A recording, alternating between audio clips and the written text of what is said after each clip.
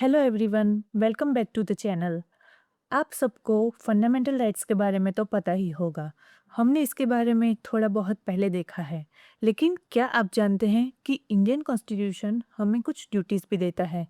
जी हाँ, इन्हें कहा जाता है फंडामेंटल ड्यूटीज़, जो हर इंडियन सिटीजन्स की रिस्पॉन्सिबिलिटी बताती है। आज के वीडियो में हम फंडामेंटल ड्यूटीज़ को सिंपल लैंग्वेज में समझेंगे। So what are the fundamental duties?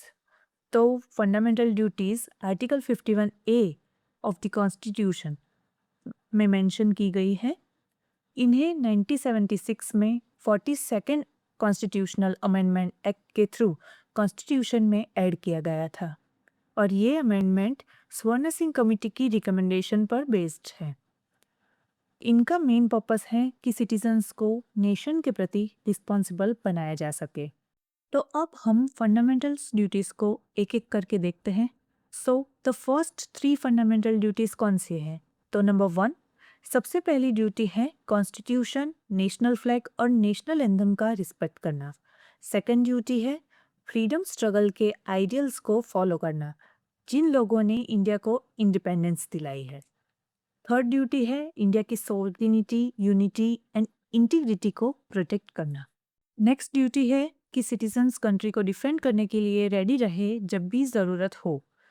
दूसरी ड्यूटी है हार्मनी और ब्रदरहुड को प्रमोट करना, यानी रिलीजन, लैंग्वेज या रीजन के बेसिस पर डिस्क्रिमिनेशन नहीं करना है। और 6 नंबर की ड्यूटी है इंडिया की कल्चर हेरिटेज को प्रिजर्व और प्रोटेक्ट करना। सो नेक्स्ट ड्यूटी है जिसे हम इन्वायरमेंट और सोशल ड्यूटीज़ भी कह सकते हैं, जिसमें है सिटीजन्स की ड्यूटी है कि एनवायरनमेंट को प्रोटेक्ट करना, जैसे कि फॉरेस्ट है, रिवर्स है और वाइल्ड लाइफ है, इन सभी को प्रोटेक्ट करना। और साथ ही हमें साइंटिफिक टेम्पर और लॉजिकल थिंकिंग डेवलप करनी चाहिए। और एक इम्पॉर्टेंट ड्यूटी है कि पब्लिक प्रॉपर्टी को प्रोटेक्ट करना और वायलेंस को अवॉइड करना। सो द लास्ट 2 ड्यूटीज़ हैं सिटीजन्स को हर फील्ड में एक्सेलेंस अचीव करने की कोशिश करनी चाहिए। और लास्ट ड्यूटी है पेरेंट्स और गार्डियंस के लिए, जिसमें कहा गया है कि 6 से 14 साल के बच्चों को एजुकेशन प्रोवाइड करना चाहिए। ये ड्यूटी 86 कॉन्स्टिट्यूशन अमेंडमेंट एक्ट, जो कि 2002 में हुआ, उसके थ्रू ऐड की गई है। अब हम जानते हैं कि फंडामेंटल ड्यूटीज़ इतनी इम्पोर्टेंट क्यों है। तो फंडामेंटल ड्यूटीज सिटीजन में डिसिप्लिन और रिस्पॉन्सिबिलिटी डेवलप करती हैं। ये नेशनल यूनिटी और हार्मोनी को स्ट्रेंथन करती है और ये सिटीजन्स को नेशन बिल्डिंग में एक्टिवली पार्टिसिपेट करने के लिए मोटिवेट करती है। इसीलिए fundamental duties are important. So in this slide fundamental duties को डिवाइड करके चार्ट के रूप में दिखाया गया है, जिससे समझने में और याद करने में आसानी होगी। चलिए अब वीडियो खत्म करने से पहले एक छोटा सा क्विज करते हैं। नंबर 1, फंडामेंटल ड्यूटीज कॉन्स्टिट्यूशन के किस आर्टिकल में मेंशन है?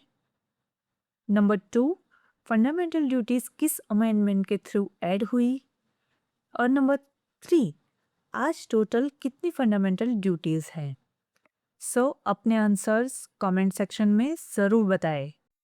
To conclude, fundamental duties remind us that rights and duties always go together. Indian constitution हमें बहुत सारे फंडामेंटल राइट्स देता है, लेकिन साथ ही ये एक्सपेक्ट करता है कि हम रिस्पॉन्सिबल सिटीजन बनकर अपनी ड्यूटीज़ भी फॉलो करें।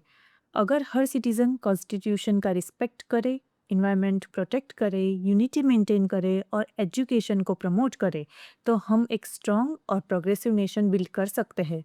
इसीलिए फंडामेंटल ड्यूटीज़ सिर्फ लीगल प्रोविजंस नहीं हैं, बल्कि हर सिटीजन्स के लिए एक मोरल गाइड है जो नेशन बिल्डिंग में हेल्प करती है।